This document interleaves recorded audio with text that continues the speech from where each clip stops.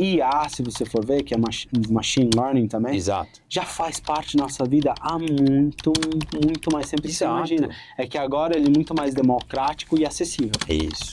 Se eu não me engano, a primeira IA acho que foi de 56. Se eu não me engano, a primeira IA. Então, assim, tá vivendo. Só que é o seguinte, a gente chamava de machine learning, né? No caso, né? Que, cara, faz muito mais sentido. No meu entendimento, né? No meu entendimento.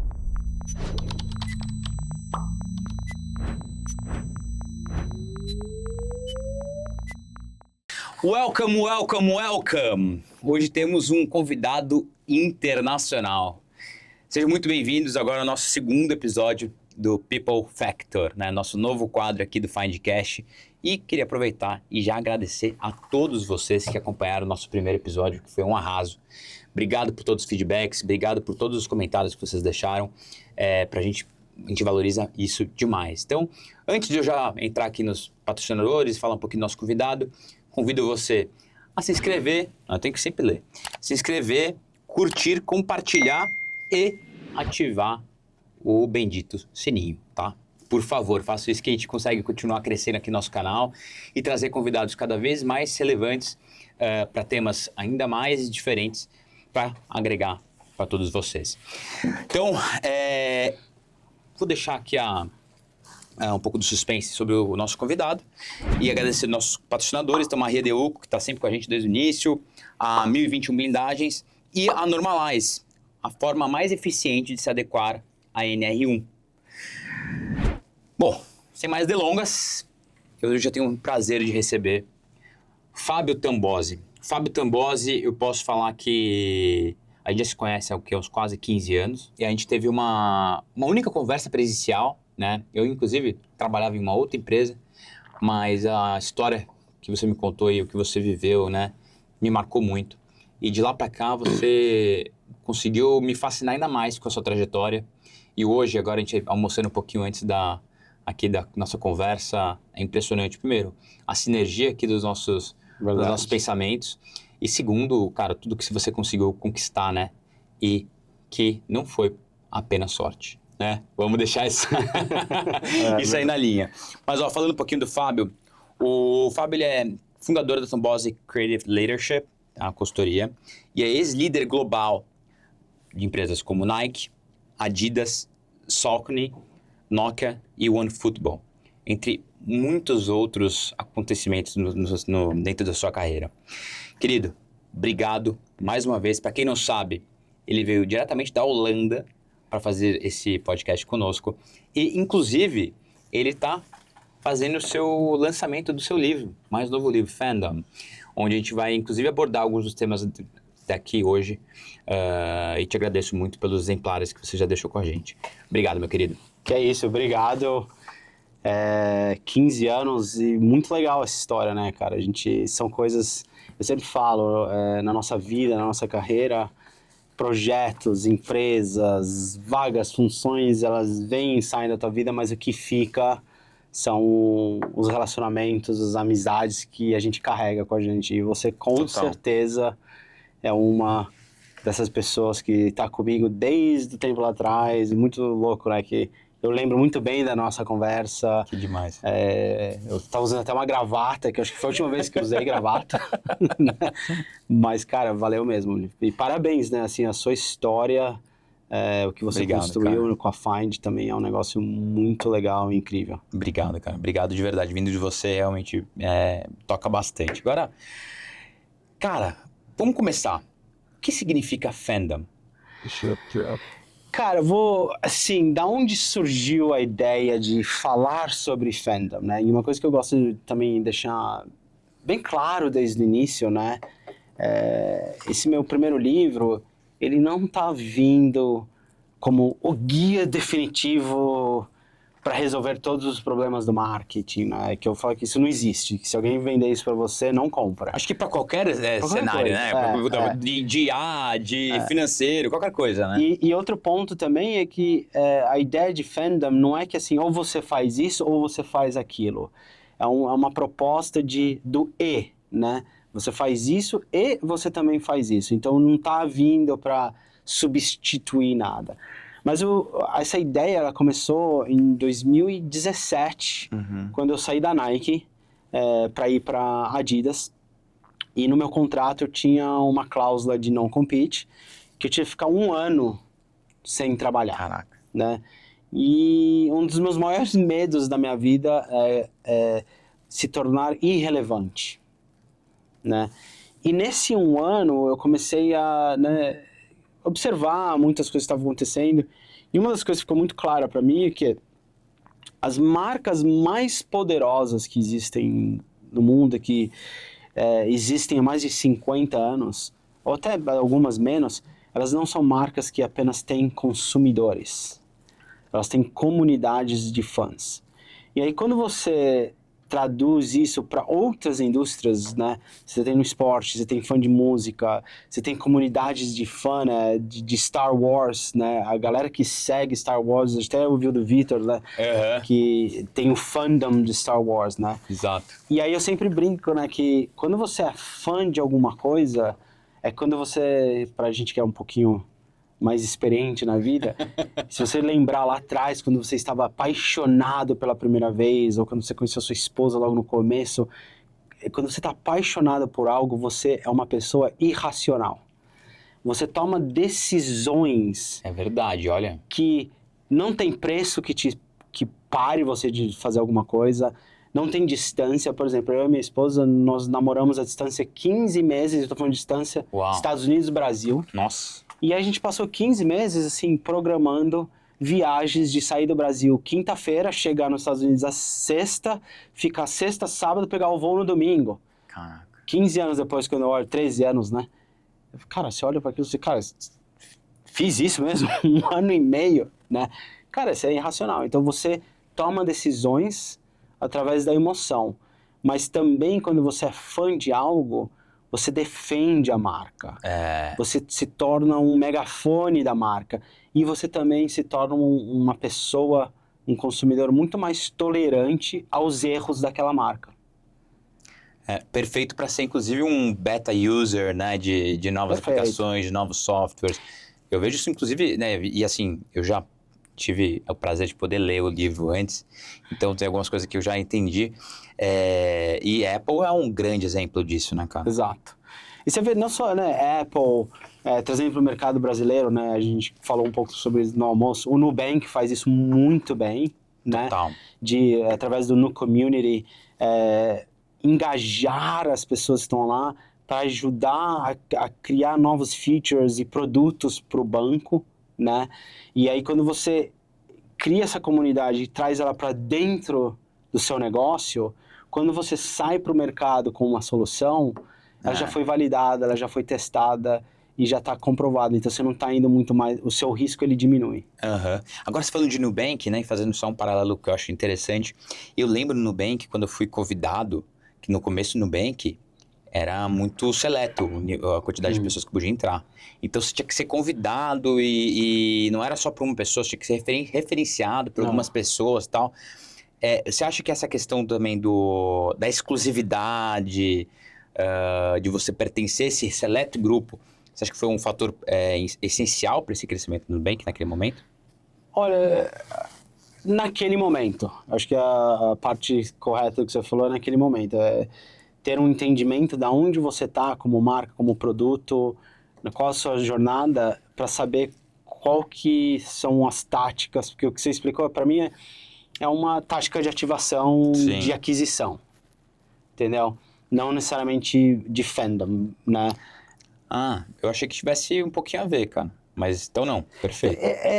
Assim, no momento em que estava, eu, pelo menos, lógico, eu não tô no Nubank. Não, você conhece muito melhor que eu. Mas assim, eu não sei qual foi a estratégia por trás, enfim, mas analisando do ponto de vista de fora, isso é uma puta estratégia legal de aquisição. Entendi. Ainda mais para criar pessoas que vão ser multiplicadores da marca.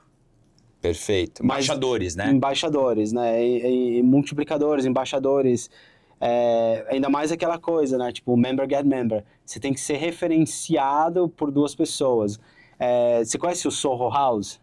Não. Chegou no Brasil faz há pouco tempo. O Soho House é um começou há muito tempo atrás como um espaço de cowork para a comunidade criativa, a galera do marketing, de publicidade, e hoje tem no mundo inteiro. Tem hoje em Soho em São Paulo, Soho House São Paulo. Para você virar sócio e membro do Soho House, você tem que ter 3 referências. Então já vem aqui em um processo de você estar qualificando as pessoas que vão entrar. Perfeito. Entendeu? Então é uma coisa bem interessante, principalmente quando você está indo para o mercado. A contrabalância de você criar uma comunidade muito exclusiva é que você vai se limitar na sua escalabilidade, e hoje o Nubank tem... Acho que é o maior número de correntistas, né? Do Brasil. maior banco do Brasil, entendeu? Exato. Uma das marcas mais amadas do Brasil. Eu acho que tem 98 milhões de usuários, ou 140 milhões de usuários. Aí você... É meio contraintuitivo de falar assim, cara, é exclusivo quando você está atendendo metade do país. Sim, é impressionante, cara. Entendeu? É impressionante. Agora, né, o Fábio deixou muito claro que ele não vai deixar nada definitivo aqui, até porque não existe such thing, né? Mas o que você pode dar de direcionamento para quem está nos assistindo? A gente tem vários empreendedores, vários executivos. Como implantar o fandom dentro das suas empresas? Tanto aqueles que estão atuando no mercado B2B, quanto aquelas no B2C, né? Certo. Acho que esse é o ponto importante. Cara, no livro tem uma parte que eu até vi no seu livro, que você marcou até com uma orelhinha ali, que o que eu gosto sempre de explicar é o seguinte, né? Um dos erros mais comuns que eu vejo, né? E assim, eu já cometi esse erro e talvez as empresas e as marcas, elas começam com a definição do produto, que eu chamo do what, né? O que a gente vai vender? Aí elas vão pro como que eu vou pro mercado, qual que é o meu go-to-market. Aí depois eu falo assim, porra, legal, e por que as pessoas precisam disso? Sendo que talvez isso deveria ser o primeiro, né? Com certeza, mas antes desse tem o que eu chamo de o seu consumidor muso, né?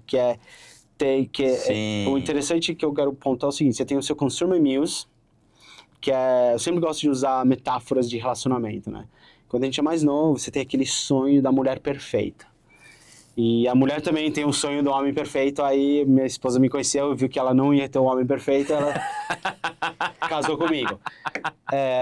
E aí essa pessoa perfeita é aquela pessoa que tem todos os critérios que você sonha em ter na vida. Só que aí a vida vai te mostrando que, cara, talvez eu não preciso disso, não preciso daquilo, mas essas são as 7 das 10 coisas mais importantes. O seu consumidor muse, ele é essa pessoa perfeita. Entendi. Então, você precisa entender a necessidade, as dores, as paixões, os desejos dessa pessoa. Eu falo que, assim, marketing é uma coisa muito simples. É a intersecção de psicologia, sociologia e antropologia. Aí alguém chamou de... Aí você fala isso de simples? Não acho simples, não. Mas não é uma coisa... É a capacidade de você entender o ser humano. Tá bom. Não tem uma ciência precisa por trás, Sim. né? Não é binário, né? Não, é bem complexo. E aí, esse é o seu consumer muse. Essas são pessoas que você cria a sua comunicação, você cria o seu produto, o seu serviço, as suas soluções, o seu tom de voz. Dali você tem o seu target audience, que é a sua audiência, que ali dentro você tem as suas segmentações, demografia, idade, poder aquisitivo, enfim, né? Interesses, né? Isso. E aí você tem o mercado. Então você primeiro tem que ter uma clareza muito grande de quem é essa aspiração pelo qual você acorda todo dia de manhã. Aí depois você responde, por que eu devo existir para a vida dessa pessoa? Tá bom. Como eu vou entregar e como eu vou resolver esses problemas ou esses desejos, esses sonhos dessas pessoas? Legal. E qual é o produto que eu vou entregar para resolver isso? Então você tem que fazer uma engenharia reversa. Então eu vejo muitos erros assim, qual é o produto, qual é o serviço, como eu vou entregar, aonde eu vou vender e por que ele precisa? Não. Entenda primeiro a pessoa que você tem que atender e acordar todo dia de manhã para servir. E pessoa tanto no B2C quanto no B2B, né? Exato. Porque afinal das contas existe uma pessoa, né, um ser humano que faz a compra do seu serviço ali no B2B. Você está resolvendo um problema e uma necessidade de um outro negócio, né? E assim... Que é o B2B. Exato. Então, aquela pessoa que você está interagindo, ela tem um problema. Concordo. E desculpa a ignorância, mas acho que vale super aqui essa pergunta. Existe uma diferença prática de vendendo serviço ou vendendo produto?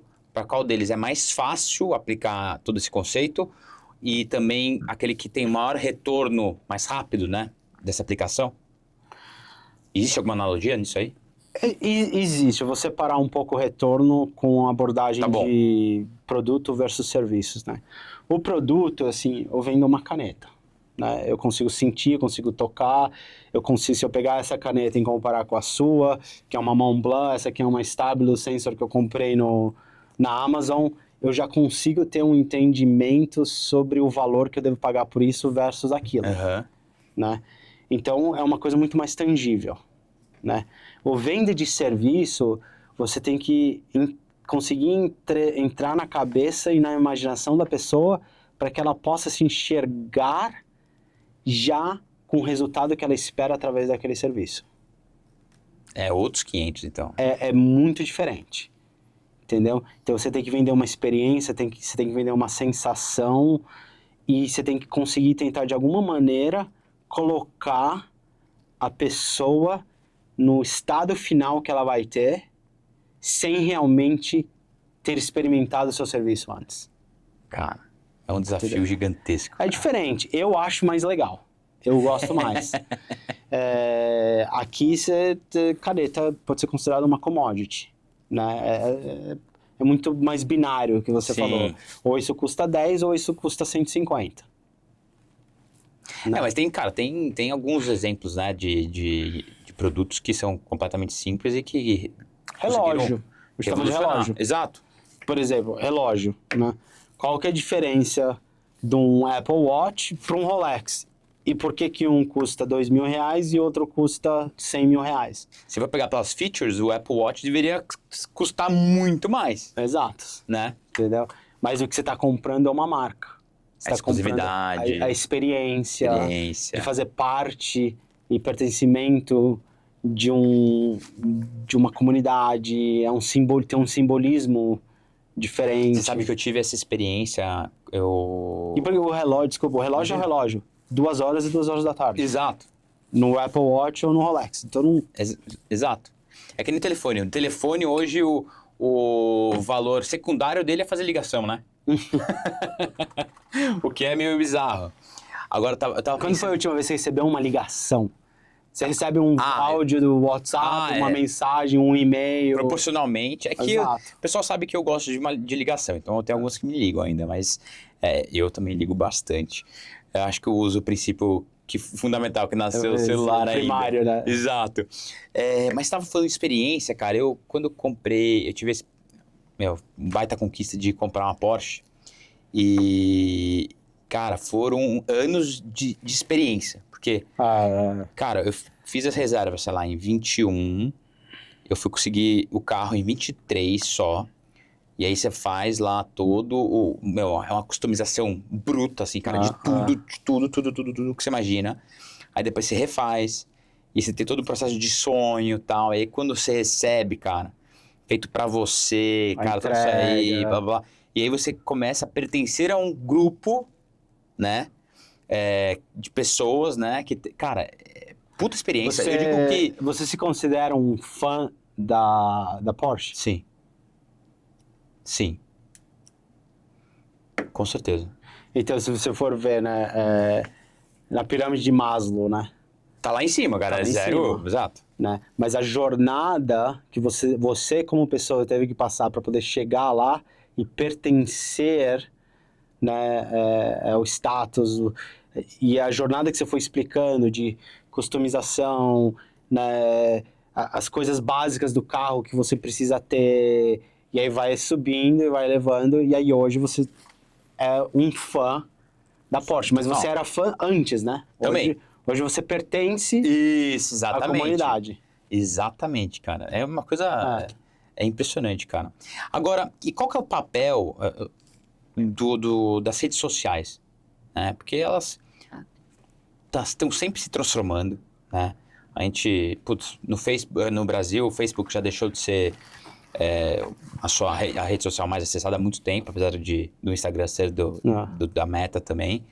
A gente tem TikTok, né, entrando, tem o X, né, tem o Twitch, né, tem, enfim, várias outras ferramentas, inclusive o LinkedIn. Qual que é o papel delas dentro desse cenário de fandom? Eu vou voltar lá atrás, né? Depende, né? Depende de com quem você quer se conectar. Lembra do consumidor que a gente escreveu? E muitas vezes eu recebo essa pergunta direto. E a resposta não tem assim, é isso. Porque depende de com quem você quer criar um relacionamento. E aí, se essa pessoa, ela faz parte do Instagram, do X, do LinkedIn, aí você começa a entender o papel que cada plataforma pode ter, né? Por exemplo, eu uso muito o Instagram como plataforma de distribuição de conteúdo. E porque a Meta, a ferramenta de tráfego pago, de mídia da Meta é muito boa, muito precisa e entrega. O LinkedIn, para mim, é uma plataforma de construção de autoridade e posicionamento. As duas têm um papéis diferentes. Complementares, né? Diferentes. Entendi. Entendeu? É que nem você quer chegar no, sei lá, público geração Z, vai ter que estar no TikTok, né, por exemplo. Ou não? Depende. Depende. Não, é verdade. Depende de com quem você quer se conectar. Você entendeu? Mas lógico, hoje em dia, se você quiser se conectar em massa com a geração Z, TikTok é a plataforma primária e primordial para eles. Mas, por exemplo, hoje, ter uma plataforma de e-commerce ou ter um social commerce, se você quer se conectar com a geração Z, eu sou muito mais propício a falar que TikTok para social commerce é melhor do que ter um site. Com certeza. Porque eles não querem sair da plataforma para ter uma outra experiência. Por isso que vai dar muito certo esse negócio de TikTok Shop, etc. Você vê lá fora, isso aí já tá bombando, assim. Tem duas marcas bem interessantes que, assim, nos Estados Unidos estão dominando social commerce. Um é Elf Beauty, que é maquiagem, creme, batom, essas coisas para mulher, né? Chama Elf Beauty. ELF Beauty. Meu, o social commerce dele no TikTok é gigante, gigante. Drive é muito legal. E o outro é uma loja de apparel, de fashion, chama PacSun. Eles fazem social selling todos os dias, live streaming de social selling. E isso está começando a ser uma receita muito importante para o P&L das duas empresas, né? E eu acredito, eu não sei os números exatos, então assim, provavelmente é legal dar uma olhada, dar um fact check, mas para a geração Z, para a segmentação geração Z, tanto para PacSun como para Elf, social commerce está maior do que e-commerce. Para a geração Z, para a segmentação geração Z. Então, assim, depende. Tá bom. Não, eu compreendi. Eu acredito que faça sentido também, porque o tempo que a gente gasta, né, em social medias é gigantesco. Gigante. Né? É que o que eu tô querendo dizer é o seguinte, né, não existe uma estratégia que funcione para todo mundo. O que existe é a estratégia que funciona para você. E é o seguinte, né? A estratégia que deu certo até hoje. Exato. Não é garantia que vai dar certo amanhã. E aí, se você não tem clareza no seu posicionamento, em quem você é e o que você quer trazer para o mercado, canal de mídia social são ferramentas para executar a sua estratégia e não a estratégia. Perfeito. Eu preciso de um plano de social media. É um canal, né? Exato. É um canal. Entendeu? É uma plataforma de distribuição de conteúdo ou de e-commerce. entendeu? Só que aquilo ali vai ser um veículo que vai te entregar a sua promessa, que vai entregar o seu tom de voz, a sua personalidade, né? Então eu vejo como ferramentas necessárias, porém a maneira de como você vai usar vai depender de você voltar um pouco as fundações básicas do seu negócio. Tá. E como é que quais são os KPIs que as empresas devem medir, né, ou acompanhar para entender a escalabilidade do fandom que elas estão inseridas? Retenção, churn, Ok. né? Churn dentro do seu grupo, os seus super users, né? E que eu gosto muito é tipo assim, é ticket médio. É provado que as pessoas que são fãs do seu negócio, elas vão gastar mais tempo e mais dinheiro com você. Então, o ticket médio de uma comunidade de fã, ela vai ser normalmente 20, 30% maior do que o ticket médio da sua base. Porque você pega, né, o pessoal que é fã da Apple, o cara vive um ecossistema Apple, né? Ele vai ter o Apple Watch, ele vai ter o iPhone, ele vai ter o MacBook, ele vai ter... Eu tenho 2 iPhones, eu tenho o Apple Watch, eu tenho um Mac, eu tenho um AirPod e Apple TV. Faz o ticket médio aqui. Exatamente, E faz cara. 20 anos que eu não saio. Entendeu? Então, assim, os KPIs de fandom pra mim é retenção, churn, ticket médio e engajamento. Tá. Tá bom, cara. E quando a gente olha para... Tem dois pontos que eu sempre avalio como muito importante para marketing, porque eu sempre olho, né, como empreendedor o resultado, né, das ações e tudo mais, né? E, por favor, você é o especialista, mas eu vejo como, de um lado, a gente tem o que está designado para awareness e, de outro lado, aquilo que a gente foca para conversão. E assim, é sempre muito difícil, né, fazer essa medição, né? Quanto que veio de fato de uma iniciativa de awareness que acabou convertendo ou não. Como que o fandom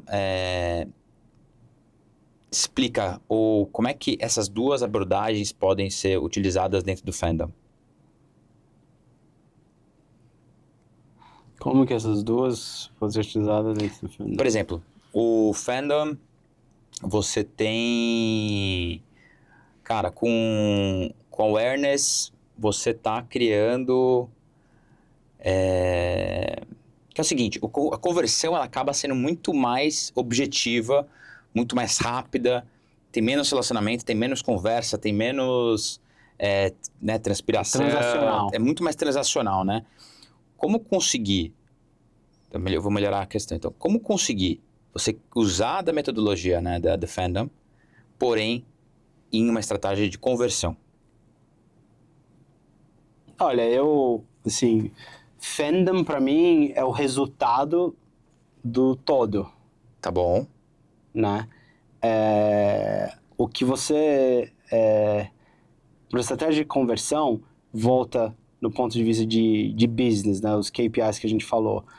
Ver a saúde financeira desses super users que são considerados fãs, né? E ver quantos deles estão saindo e não voltando, né? Então, se tiver um churn muito alto dentro de uma comunidade de fãs, você está perdendo stickiness, né? Tá bom. As pessoas não estão ficando mais. Mas, uma outra maneira que eu gosto de ver é quais são, né? A gente falou do Soho House, falou do Nubank no começo, de member get member. Quantas pessoas estão vindo para a marca que vieram através de fãs? Tipo, member get member. Sim, exato. Essas pessoas estão se tornando multiplicadores da marca e aquisição? Então, por exemplo, eu vou dar um exemplo que está no livro, né? Fiz vários plugs do livro aqui. Quando eu estava na Nike, eu tinha que lançar uma chuteira que chama Tiempo 7. A Tiempo é uma das chuteiras mais clássicas do futebol, de couro. Sim, é linda, cara. Tradicional. E aí ela... Acho que o Ronaldinho Gaúcho ele usou, era, não é? total. Ele ainda usa, tipo, nunca usou nada, assim, o E era Romário confortável usava. pra caramba. Cara, pra quem gosta de futebol clássico, ela é a chuteira, né? E aí eu tinha que lançar, naquele ano, em 2017, tinha uma tecnologia bem legal que o time de produto trouxe. Só que essa chuteira, o lançamento dela, encavalou entre o lançamento da chuteira do Cristiano Ronaldo e do Neymar. Tá. Aí vem a prioridade. Estou numa reunião com o meu chefe e ele fala assim, Tambosi, a verba de Tempo 7 a gente vai zerar e eu quero que você foque no lançamento do Cristiano e do Neymar, porque, cara, era tipo assim, quase 2 milhões de pares que a gente ia ter que vender entre essas duas chuteiras, dos dois. Beleza. Eu tinha ainda 800 mil pares para vender da Tempo. Caraca. Cara, eu não ia poder chegar no final do ano e falar assim, pô, a gente não vendeu porque você falou que era pra focar naqueles dois. Exato. Né? Falei, cara, você não fez seu trabalho, né? Tem uma comunidade de futebol que chama Bootheads. São colecionadores de chuteira, que nem a galera de Sneakerhead. Coleciona sneaker. Que é super forte, cara. Meu, Bootheads. Jordans da vida, os caras são loucos por aquilo. E tem uma comunidade dentro da comunidade de futebol que chama Bootheads. Caraca. Aí o que a gente fez com o time de produto? Mapeamos os 100 Bootheads mais influentes do mundo. Fizemos 100 pares de chuteiras exclusiva, que é Tempo 7 Black Platinum, que ela era toda preta, e a sola era platinada. Caraca. Meu, linda. Que lindo. E aí a gente fez 001 de 100. Aí fizemos uma caixa de seeding bem legal e mandamos para esses caras de presente sem falar nada. Tipo assim, I know you love football, eu sei que você ama futebol. Toma. E aí começamos a monitorar o canal dos caras.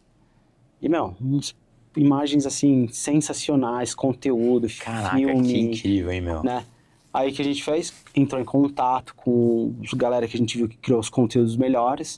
Falou assim, ô Phil, puta, amei o seu conteúdo. Posso usar na campanha da Nike? A gente vai distribuir a sua foto, seu conteúdo no Nike.com, Instagram, a gente vai dar uma foto pro Ronaldinho postar, não sei o que, pá. Aí fizemos uma curadoria do conteúdo. A gente ativou isso aí durante 3, 4 semanas, antes do lançamento da chuteira, que era a cor de inline, que era uma cor laranja, então não era preta, descolada. E aí a gente usou isso como uma maneira de posicionar a chuteira com inovação e tal. Beleza, lançamos. Em 3 meses vendemos 70% de 800 mil pares. Puta que pariu. E gastando, cara... Eu te falo, $5 mil. É bizarro, meu Deus. Parabéns. E no livro eu faço até uma conta ilustrativa que se isso fosse hoje, quantos milhões isso gerou de receita? Com uma comunidade de 100 pessoas. Mas as 100 pessoas certas que a gente sabia que eram apaixonadas por que teria uma rede que iam, né? Autoridade, credibilidade, influência, né? Exatamente, cara. Então, cara, funciona, né? Mas dá trabalho, você tem que ter tato, tem que ter jeito. Tem diferença, né? Que eu chamo a estratégia de marketing spray and pray. E uma estratégia mais sofisticada, legal. Com método, né? Exato, mas o que é importante, que eu gosto sempre de pontuar, que uma coisa que todo mundo fala pra mim, mas Tambosi, isso é fácil, né, cara? Você tava na Nike, com o Ronaldinho Gaúcho. Não vou negar, ajuda. Mas o método, ele funciona independente do tamanho do seu negócio. Não, se você não tivesse isso, a gente não conseguiria escalar nenhuma empresa, né? Não, e eu vou mais além, né? Abordar o seu negócio do ponto de vista de fandom é muito mais importante quando você é pequeno do que quando você é uma marca gigante. Sério? Fala um pouco mais sobre isso. Pega o seu exemplo do Nubank no começo. No começo, o Nubank não era o que é hoje. É verdade. E ele precisava das pessoas que iam acreditar no produto, no propósito, na marca, na crença, para multiplicar a base. É verdade, cara. E eu até acho que eu vou evoluir um pouco esse seu pensamento. Inclusive, começa dentro de casa, né? Nas empresas, né? Você tem que criar uma comunidade de fãs dentro da empresa, antes de achar que vai ter de fora para dentro, né? Vai ser de dentro para fora, né? Se você não consegue encantar o seu colaborador, né? O seu time cara, dificilmente vai ser o que Cara, vai olha pra que louco. fora. Antes de eu sair da ESL Face Group, né? ESL, para as pessoas que não sabem, no Brasil a ESL é até bem conhecida, Quase Counter-Strike. Counter-Strike, é a maior empresa de esportes do mundo. Quando eu entrei na ESL, meu time de marketing eram 147 pessoas. Fio, 80% dessas pessoas eram fãs da ESL, iam nos eventos, trabalhavam como voluntários Nossa. e viraram gerente de marketing, analista de marketing, cuidava da nossa... Então, 80% do meu time eram pessoas que vieram da comunidade de fãs e eles eram apaixonados pela marca. E você vê isso, você sente isso quando você vai para o mercado com a campanha. Então, é bem legal, eu gosto muito de encontrar pessoas que fazem parte da comunidade e trazer ela para dentro da empresa, porque isso vai ajudar muito, muito. Fora com essa dor e tal, né? Eu tenho Exato. minha melhor amiga, ela é, né, segmento de marketing, ela é muito, muito competente, inclusive, e ela teve uma fase da vida que ela foi trabalhar, cara, na Omelete lá, né, que faz toda a parte... Eu conheço a Melanie, já. Porra, os caras nesse negócio de comic e tudo mais, Con, pô. E é uma... assim, é um clube, né, O Pierre, né, gigantesco. da Omelete. Cara, não lembro. Acho que ele é... Mas acho que é. Então, mas vou fazer uma pergunta pra você. E talvez assim, vocês podem editar isso depois se vocês não gostarem. Aqui não existe isso. Quantas pessoas que trabalham ou já trabalharam na Find eram clientes seu ou candidatos que você fez um placement? Cara, poucos. Mas o engraçado é que, assim, a gente sempre cuidou muito da experiência de cada um aqui, né? E a gente teve algumas pessoas que foram e voltaram e... Bumerangue, exato. Eu costumo falar que é o famoso intercâmbio, tá? E, cara... Vai fazer intercâmbio e depois você volta. Exato, e volta pra casa depois, cara. Mas é legal. E, reconhece a diferença de uma cultura bem estabelecida, de um ambiente que reconhece, tudo mais. Então, eu vejo isso com ótimos olhos. Agora, que era cliente e veio aqui pra dentro, acho que não. O que acontece muitas vezes é o cliente roubar de mim.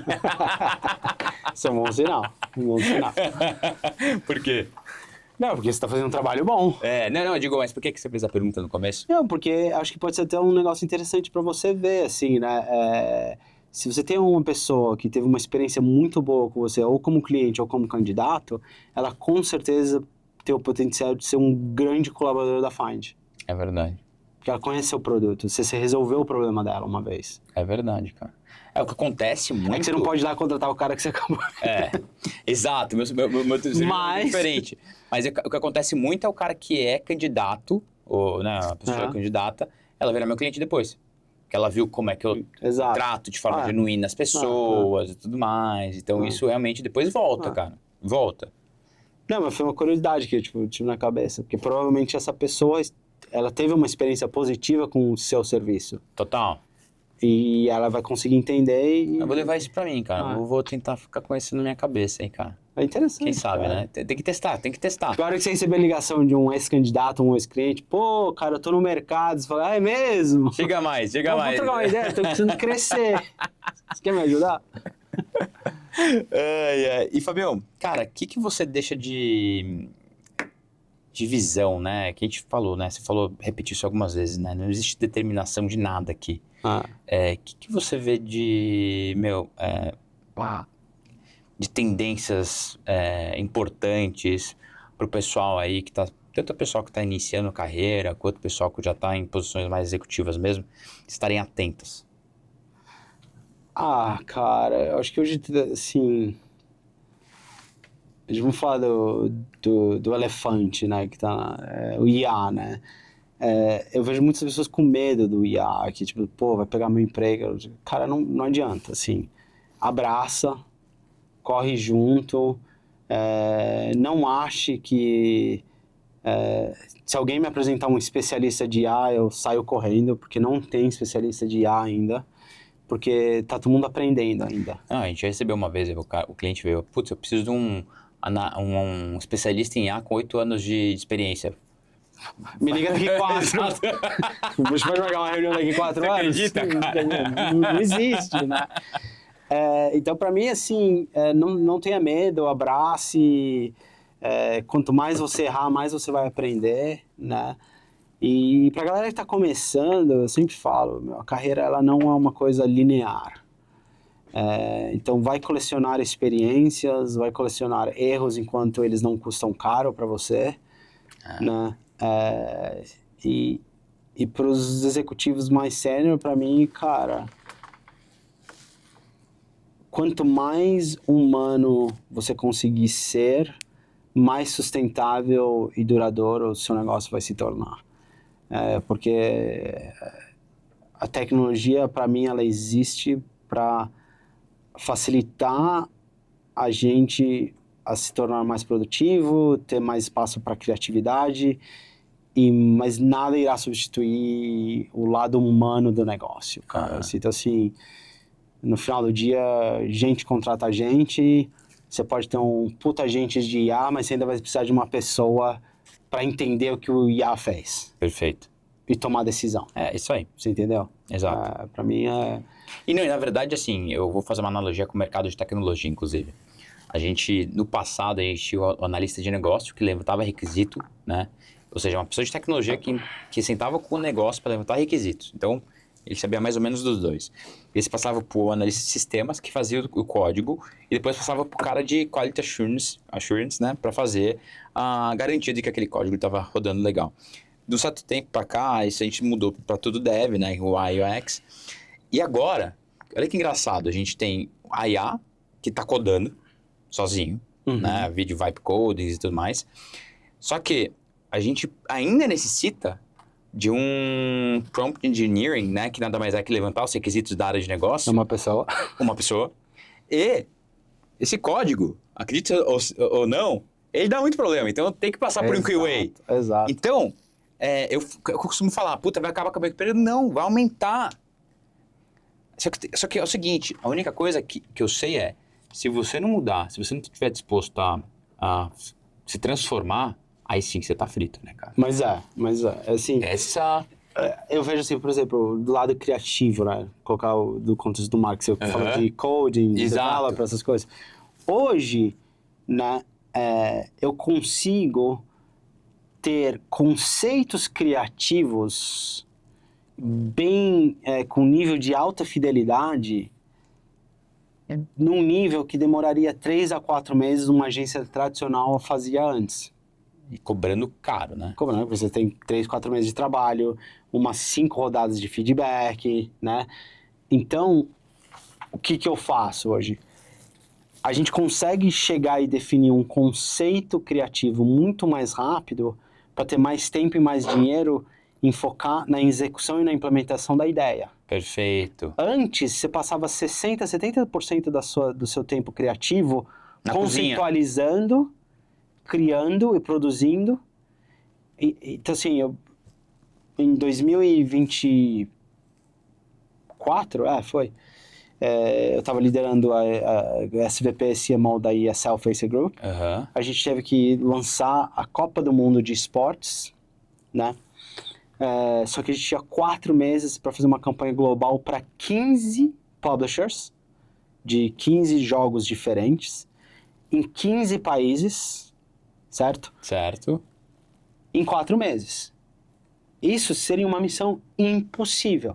Em 3 semanas, a gente avaliou umas 15 ideias conceituais, chegou em um mês e produziu tudo com IA já em 2024, certo? Final de 2023, 2024. Sim. E conseguiu executar em 15 países, 15 campanhas praticamente a mesma ideia, mas diferentes, customizada para cada país. Tropicalizado, né? Para cada um. Adaptada para cada país, para cada comunidade daquele videogame. Que interessante, cara. Cara, eu consegui ter mais dinheiro na ativação porque o processo de desenvolvimento criativo ele foi encurtado num nível de qualidade muito maior. Só que quando a gente chegou na parte de produção final, eu ainda precisei muito do craft, do design criativo, da qualidade, porque eu sempre falo, né? Bom gosto ou você tem ou você não tem. É difícil de ensinar, né? E o bom gosto criativo, aquele olho clínico para um design bom, você ainda precisa do ser humano, né? Só que, pra mim isso é fantástico, cara. Só que hoje, assim, até nisso eu acho que a IA ajuda, porque daí você consegue fazer testes A, B, C, D, muito cara, você muito mais rápido, cara. Exato. E a qualidade tá cada vez melhor. Cada vez melhor. O que eu fico, assim... Eu ainda não tô 100% confiável é pegar um copy-paste de um AI criativo, um Gemini Nano Banana, um Firefly do Adobe, e pegar e falar, não, vou usar isso aqui e já colocar. Porque aí se você olhar, né, a fundo, assim, sei lá, uma vez tipo, o IA criou uma pessoa com 3 pernas. Sim. Só que era uma pessoa que estava no fundo e não no foco. E você tinha que olhar bem, prestar atenção, né? Mas, por exemplo, eu acho que eu joguei muito aquele jogo dos 7 erros quando eu era pequeno, que essas coisas, elas gritam na minha cara. Tipo, eu não preciso nem procurar. Tipo assim, blá, tá ligado? Mas você vê, a Coca-Cola, nos últimos 2 anos, a campanha de Natal da Coca-Cola, aquele vídeo icônico que a Coca-Cola faz há anos, toda feita de IA. Você tá brincando, cara. Pode me dar, eu te mando uns links, assim, no primeiro ano foi super criticado, no segundo ano criticado, mas nem tanto, e você vê a evolução do primeiro filme e do segundo filme, mas o último Natal, o filme da Coca-Cola foi 100% de IA. Caraca, cara. Eu acho que assim, não sei nem se é IA, mas a gente tinha... Lembra aquele Velozes e Furiosos que um dos atores lá morreu no meio, né? Da filmagem. Eles terminaram o filme, né? Eles terminaram o filme com algumas cenas de IA, né? Isso, sei lá, em 2018, 2019, né? Não sei. Então, e é muito louco, porque assim, IA, se você for ver, que é machine learning também, Exato. já faz parte da nossa vida há muito, muito mais tempo que você imagina. É que agora ele é muito mais democrático e acessível. Isso. Se eu não me engano, a primeira IA acho que foi de 56. Se eu não me engano, a primeira IA. Então, assim, tá vivendo. Só que é o seguinte, a gente chamava de machine learning, né? No caso, né? Que, cara, faz muito mais sentido. No meu entendimento, né? No meu entendimento. A hora que IA realmente for uma IA, aí a gente pode pendurar aí o trabalho do marketing entrou, né? Criou um nome mais legal. Exato, É a mesma coisa. Marketing é psicologia, sociologia e antropologia. Aí o Philip Kotler chamou de marketing. Deus do céu. Não é à toa, né? Que ele é bom pra caramba. Não é à toa que é o Philip. Philip Kotler, tá na família. Tá no nome, tá no sangue. Cara, Fabião, prazer enorme te receber aqui, cara. Valeu, obrigado por compartilhar com a gente, com todo mundo que tá nos assistindo, um pouquinho dessa experiência, cara, global que você tem em diversos setores. Acreditem, gente, tem muita coisa, muita história aqui que a gente não conseguiu abordar hoje, mas eu já convido vocês a seguirem ele no LinkedIn, também você falou que compartilha também no Instagram também, e também vou pedir para deixar nos comentários ou aqui na descrição o link para quem tiver interesse de comprar o livro do Fandom. Quer dar alguma última palavra, Fábio? Cara, obrigado. Só isso, não tem muito não a agradecer. Com certeza, aquilo que eu falei no começo, você é uma pessoa que eu vou colecionando pessoas no longo da minha vida e você é uma delas e agradeço, cara. Eu adoro conversar com você. Acho fantástico o que você construiu, o que você está construindo. Obrigado. E a sua curiosidade de continuar querendo crescer é o que vai fazer você continuar sendo a pessoa que você é. Obrigado de coração, cara. Espero deixá-lo orgulhoso daqui a um tempo, quando a gente se vê novamente, viu? Obrigado, pessoal. A gente se vê no próximo episódio. Já temos com muitas conversas agendadas aqui, cada uma mais interessante que a outra. Espero que vocês gostem e até mais. Abraço.